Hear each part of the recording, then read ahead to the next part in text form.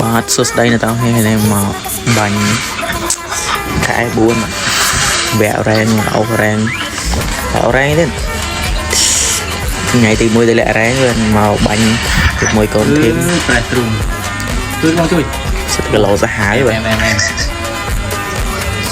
ហើយកលណាពេលនេះយើងជួបមនុស្សបាទធ្វើស៊ីបាន3 kill ដែរត្រង់កន្លែងនេះបាទខប់ស្រីយោហ្នឹងបាទមកដល់កន្លែងនេះយើងប៉ះមកនេះទេបាទបានបាញ់កូនអូយចូលលេងបងបាញ់ណុកមួយបាទហើយបានណុកមួយបាទដាច់មួយទៀតបាទហើយបាទបាន4 kill បាទទៅហើយបាត់បាញ់ត្រង់កន្លែងនេះយើងបានលើកគ្នាបាទនេះបើយើងត្រូវគេបាញ់ណុកមួយបាទហើយត្រង់កន្លែងនេះយើងចាំណុកហើយបងនៅឯផ្ទះ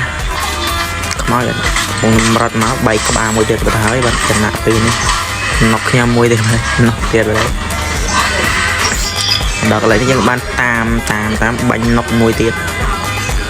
កន្លែងនេះបានមួយ kill ទៀតបាទហើយបាទការដាច់ភ្លាមតែម្ដងហប់សេរីយោចុះមើលដាក់បែកក្បាលមួយទៀតបាទហើយបាទបែកក្បាលដាច់ធ្វើការផ្ដាច់ភ្លាមនេះគេបាទចូលទៅជួយអត់ទាន់ទេបាទ